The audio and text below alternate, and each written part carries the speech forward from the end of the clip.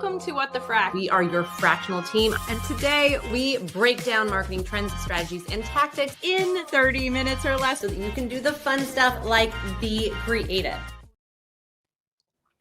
Yeah, welcome to What the Frac live today. As always, I'm Tamara Lane and joined by Nicole, my co-host. How are you, Tamara? Oh, I'm awesome. I'm very excited today about being back live and also our guest, Arielle Lechner, who's an executive coach and a former marketing go-to-market just guru. So I can't wait to talk about our topics. Arielle, thank you for being on the show. Thank you both for having me. I'm excited. So before we get started, I'm just going to touch on what we're going to be talking about today and give you a little bit more on Arielle's background. So today we're going to talk about experimentation, feedback loops, which is a favorite of mine, and how leveraging AI to do more and faster is going to be so much better for us rather than the big fear of AI replacing us all. So Arielle is an executive coach and the founder of Newpo, where she partners with CEOs, founders, and senior leaders to navigate high-stakes challenges and achieve transformative results.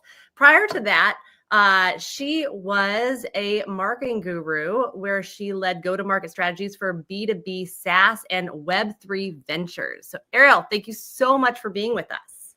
Thank you for having me. So Nicole, I'm guessing you're curious about this because we love to talk about a really good pivot. But so Arielle, you started your career leading go-to-market strategies for B2B SaaS companies and Web3 ventures. What lessons did you learn in that experience? And then why did you decide to go into executive coaching? Ooh, big question. We'll start with the first part. Yeah. Okay. What lessons did I learn? Well, leading, like taking products to market, it was essentially like I was doing product marketing. So, positioning, messaging, go-to-market strategy.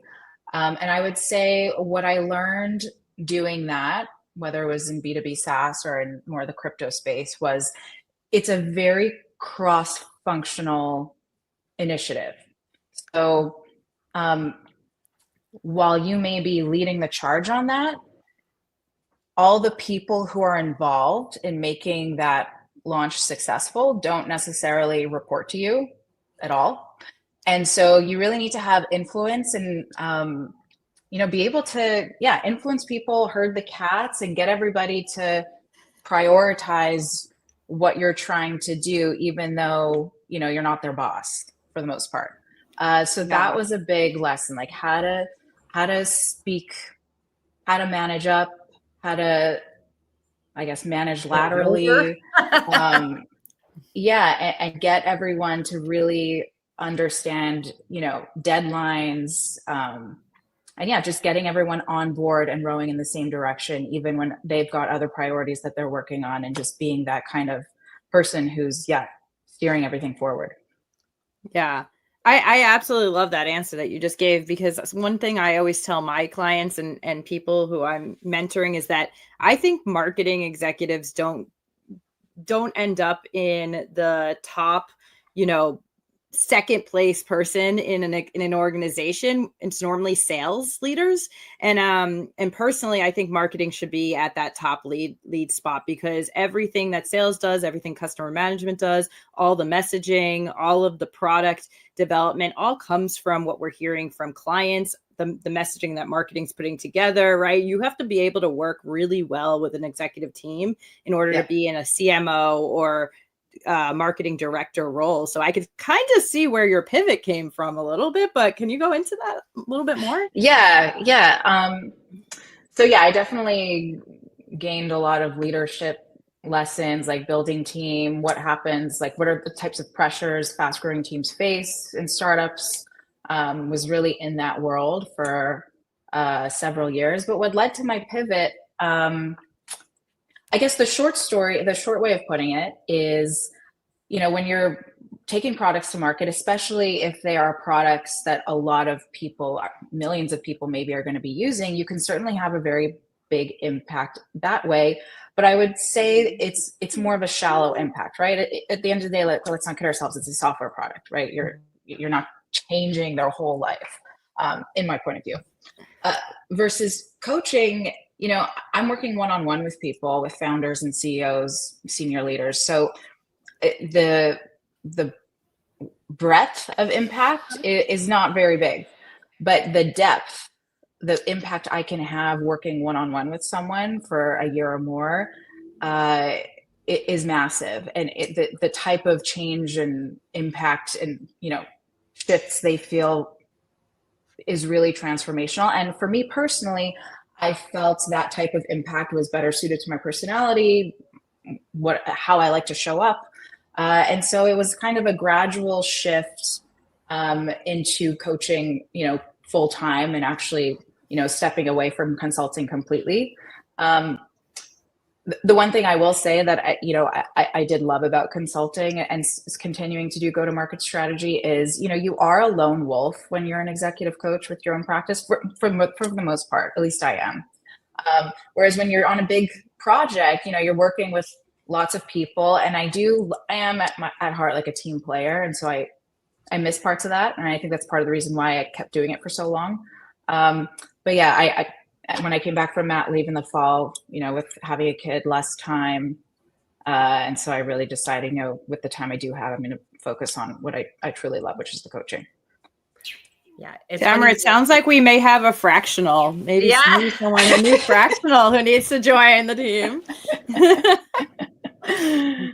Yeah, I totally agree with what you're saying. There's something that's so addictive about kind of go-to-market and launches, because they're big, they're kind of chaotic, moving machines. But then, having the impact that you can have on executive leaders and being able to influence their thoughts and like how they work with their teams. And honestly, as you were talking about,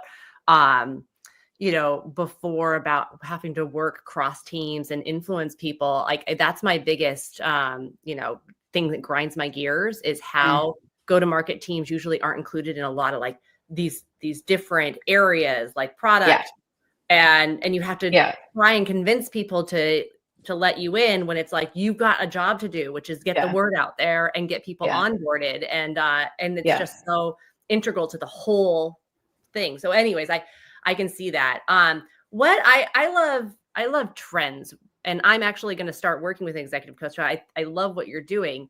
Awesome. What is the one thing that you're seeing right now that executives and leaders are dealing with that you're like trying to sort through with them?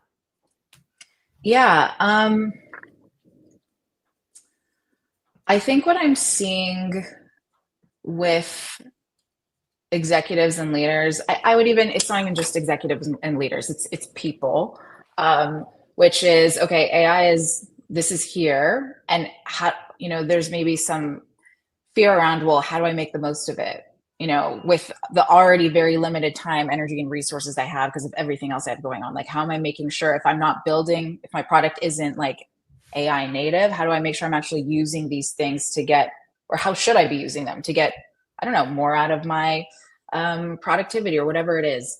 And so definitely seeing a trend in, who are those people who are leaning in into tinkering and experimenting with ways to improve their current workflows.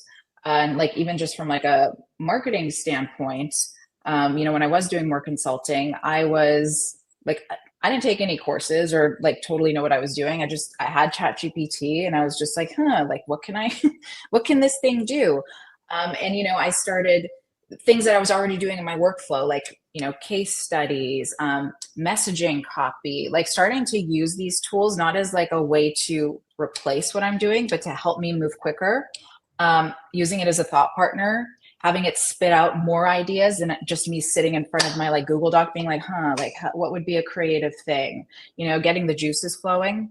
And I'm really seeing people use it as a way to, just make their communication better, jumpstart ideas, and just make them, like, I think of it like a knife sharpener. Like, you're already, ideally a great sharp blade, and like this is just making you even sharper with like a cleaner cut. And the best people are kind of tinkering with that and seeing where else can I like make my workflow better, or can I cut this time? What used to take me like 3 hours, can I do this now in 30 minutes? Yeah. I think, oops, sorry, Tamara, go. I was going to say, people are either excited or terrified by AI. I think that's like what I see. Yeah. There's no in between. And also, this is the difference between, like, there's so many coaches out there, and some of them are using the fear tactic of like, if you're not using AI, you're never going to grow or whatever. And I think that what you just said, Arielle, is the same thing that I've been saying, which is like, AI should be able to make your life easier and better. Like, two of the best examples I have is like, if you have a thought leadership piece, right? Like, I personally believe that AI is not going to be writing your thought leadership piece, because if you know how AI and machine learning works, that's just not how it's not how it works, right? So you can get something really fluffy, that's everyone else out there is saying. But if you had a thought leadership piece and you put it in there to break it down into social posts, or to break it down, or tighten it up, or tighten up or edit it. I had a friend who just said recently that she uses it she puts contracts in there and she says, hey, this is what I'm trying to accomplish. Does this either cover my business, or what should I be looking out for in this contract? Like, genius. I think that's a great way to use AI. Yeah, totally. And to that point, there's definitely fear mongering, and there's definitely people who are like, oh shit, this feels,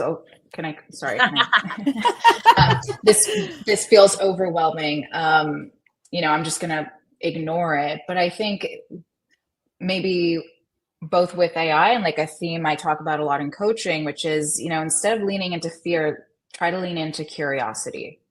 And when we're curious and we're not making decisions and approaching things from a place of fear, it's a lot more expansive. We're more creative. We feel less angst, and better stuff happens. So even if, how can you just get curious even about just little things to do with it? So question though, with that, I love that. I love the curiosity aspect, but as a lot of our watchers or listeners are either marketers, heads of departments, they're business owners, right? They're executives. And like we started off with, busy people, right? There's the world of AI, and AI as software out there is huge. And if you start getting creative, one of the things that I hear a lot is like, okay, I now have 15 AI subscriptions and don't know how to use any of them. So what would be a tip you would give a business owner or an executive who wants to incorporate, wants to be curious, but isn't sure how to pick one from the other? Because most of these softwares are not better or worse. They're just what's best for your organization. So how should someone go about that? Well, I don't know if I can speak to picking something for an organization or team, but if you're an individual and there's a bunch of different stuff, which I relate to, I think I have I pay for ChatGPT, Perplexity, and there's a few other tools that I'm paying for that I'm not using them all. And you're actually inspiring me to maybe go unsubscribe from some of these. But, the question I would ask is, what would it look like if it were simple? And if it were simple, maybe to start, you would just use ChatGPT, because you can ask some questions, whatever, and start with simple. You don't need to pick the most perfect thing. You don't need to pick the best thing. Just pick a thing and see if it adds value, what you like, what you don't like. And once you start noticing things that maybe you don't like or it's not so good at, then search for something else to add. But I would say start small. What would it look like if it were simple, and slowly build? And don't put pressure on yourself to have like this perfect AI stack off the bat, because we're all figuring it out. We're all learning. That's really interesting. And you touched on something that I know you're very, very passionate about, which is experimentation. So curiosity and experimentation. Can you tell us a little bit about kind of how you embrace experimentation and what you're teaching those that you coach? Yeah. So I believe there's very few things in life we know for sure. And, with whether you're a leader or you have a business, whatever it is, just even in life, what worked just because something worked for someone else, right? We often get advice from people who've done similar things to us. Just because something worked for someone else doesn't mean it's going to work for you.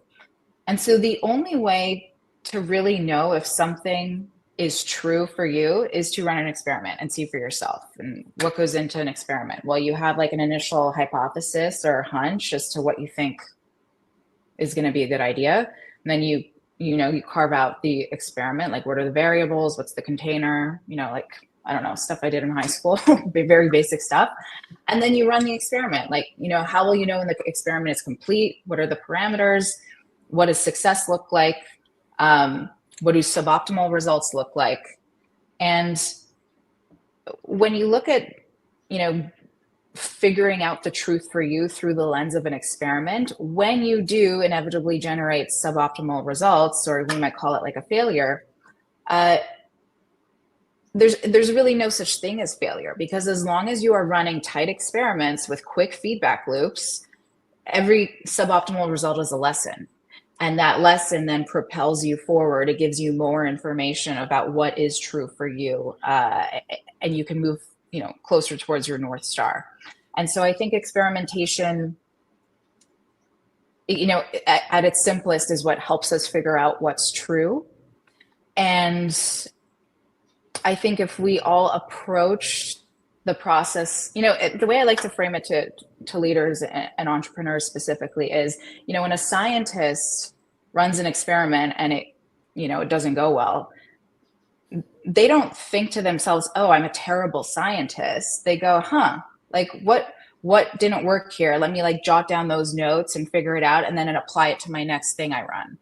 And they're very objective about it. And so how can we show up to our companies, entrepreneurship, whatever our marketing teams, whatever we're doing, with the headspace of like a scientist, and not make it mean something about us if the experiment doesn't work out well?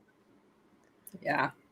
I think, Tamara, we've talked about this. If anyone's watched any of our other episodes, first off, we do case studies, but when we do case studies, we generally try to figure out, like, explain how like high ranking officials, whether it's chief marketing officer, CEO, COO, right? How did they think through this process versus here's what they did, now copy what they did? Because you could have a soda company. We can probably ask Poppy tomorrow, here, we can hand you Coca-Cola's playbook, but did it work? It may not have, right, for them. And I think one thing that people don't understand, executives especially, when I own an agency, I get this all the time where people come to me and they're like, well, you should know, right? What do we have to do? Like, how much money should we spend on ads and we'll get certain results? And it's like, wait, first we need to do a few experiments, because marketing really is just having an expectation, or, deciding like, this is what we're expecting to happen. Here's how we're going to either validate that or say, nope, that's not the right thing. And then here's how we tweak it, right? And go to the next experiment. And so there's constantly these experiments being done. And the value of a good marketer or someone who has a lot of experience is that they can like say, nope, this is not going to work right off the bat without even experimenting. So I love what you're saying there and what you're telling executives, because I think that it's a misunderstanding in the marketing space specifically, is that you're just going to hire a good marketer who's done it before, and now we can just do it all over again right from the bat. So when you're working with executives, are they pretty open to that idea of experimentation or curiosity? I think they are, at least the folks I work with, because if they're not open to it, I would think they're not really coachable, and then there's not really a point. But typically folks are open to it. I actually think a lot of people find, or rather I should say, like, they're excited by it, rather than feeling like, they need to know. Actually, it's okay to figure it out and see. And I think it makes it a little bit more fun. Like, it's an experiment. It doesn't, if I don't know the answer now, it doesn't mean I suck or anything's wrong with what I'm doing. It's just, it's unknown. Even though someone similar has done something else, I don't know if it's going to work this way for me, and let's just see, and like be detached from the outcome, and whatever result we get, it's an insight that we will apply to what we do next. So I think people actually, it takes a lot of the pressure off for most folks. See, what I'm really curious with that is how can leaders utilize that mentality and trickle down, right? Because I've worked with some leaders who love experimentation or love curiosity. And you can be on a team where it's okay to, if you worked really hard, come with a result that was not what was expected, or, goes in a different direction. And I've worked on teams where you come with the wrong result or not, what was planned, and holy cow, there's consequences, and and that's not a fun environment to be in. And usually creativity and product design, all those things just go down when you don't have an environment where you can embrace challenges and mistakes, which is kind of just experimentation, right? Right. So you meaning like what do you do with leaders who are not kind of cultivating this experiment, like a culture of experimentation? Yeah. Well, I think they'll end up, what to do with them, right?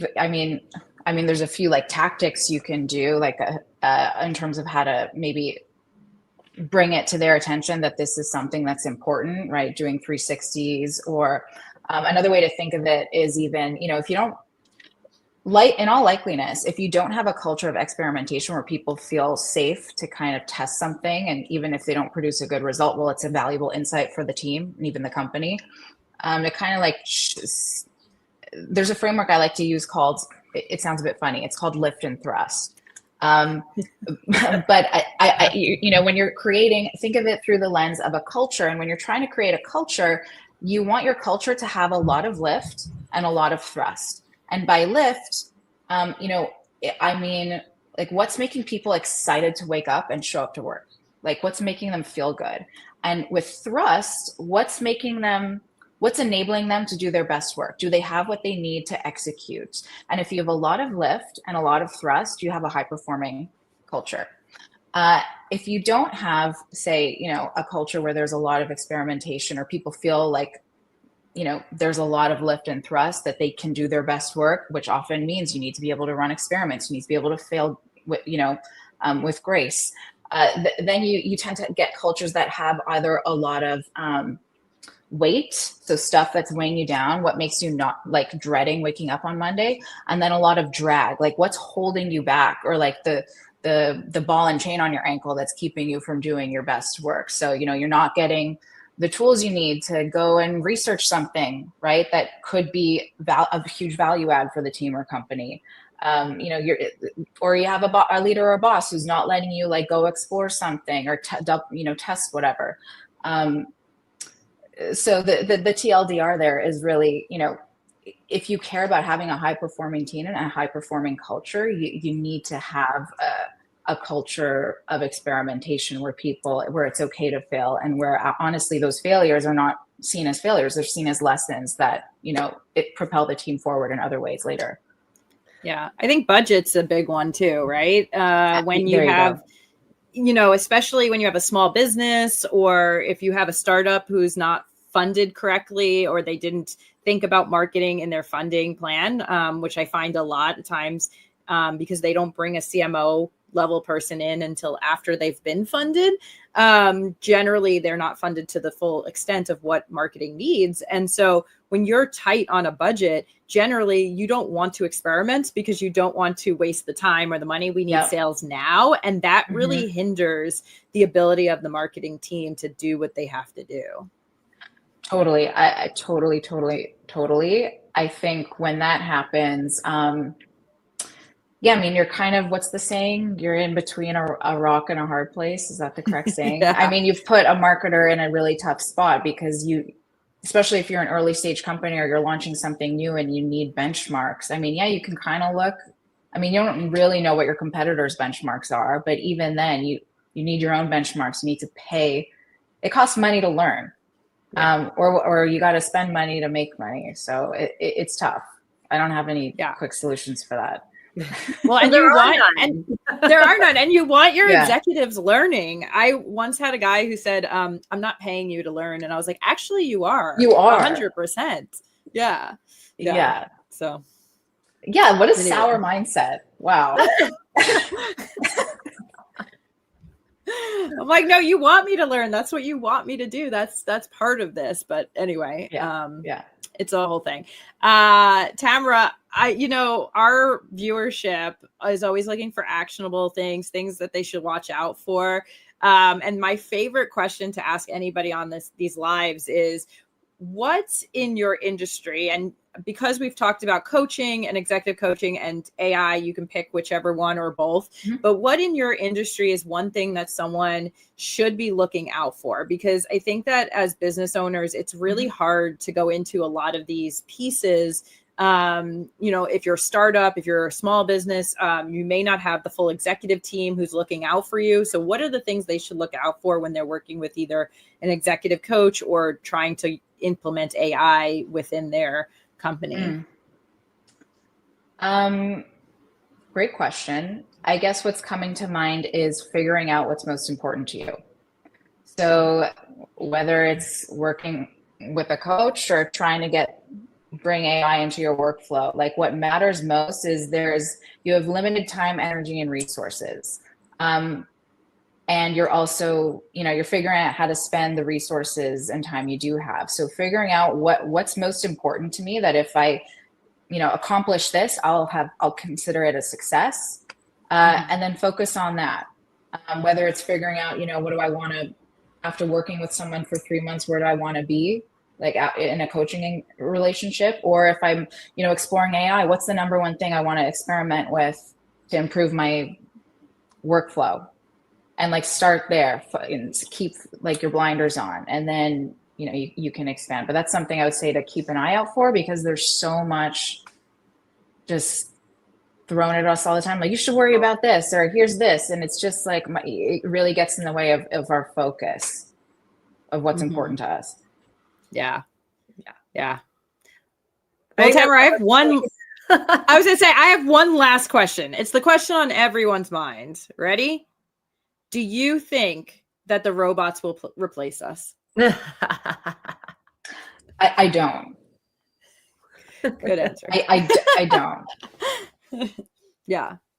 I think we'll be friends with the robots. I don't know. I think of ChatGPT as my little robot friend. Like, hey, what's up? What do you think about this?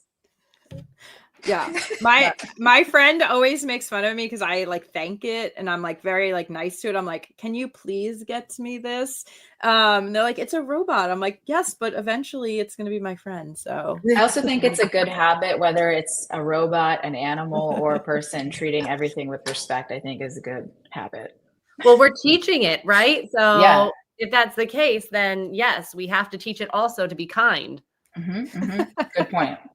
Good point. Well, thank you so much for joining us today. I mean, we have a lot of these lined up. We've talked about teams and executive leadership. We have a few lined up around global teams, building global teams. How does health incorporated into your employees day to day? How does that help productivity coming up? We have stuff about recruitment. We have all sorts of pieces on these lives, experts coming in to help you build your business, grow your business, right, Tamara? So tell them where they can find us. Can be. Yeah. So where can they find us, Tamara? We are on YouTube, LinkedIn, Instagram. Follow What the Frac Show. We're going to have our case studies and our troubleshooting coming out next year. So stay tuned for that. And our lives are every Thursday. So please join us. And Ariel, how can people follow you? Oh, they can follow me on LinkedIn. I think my handle on LinkedIn is Arielle the Coach, but you can just search Arielle Lechner. And you can find me, connect with me on my website. It's newpo.io. And we'll also add that to the show notes here. Also, our newsletters will be coming out. So if you are not part of our community on our newsletter, please go to our website and sign up. And we look forward to seeing you guys next week. See you then. Bye. Hi, everyone.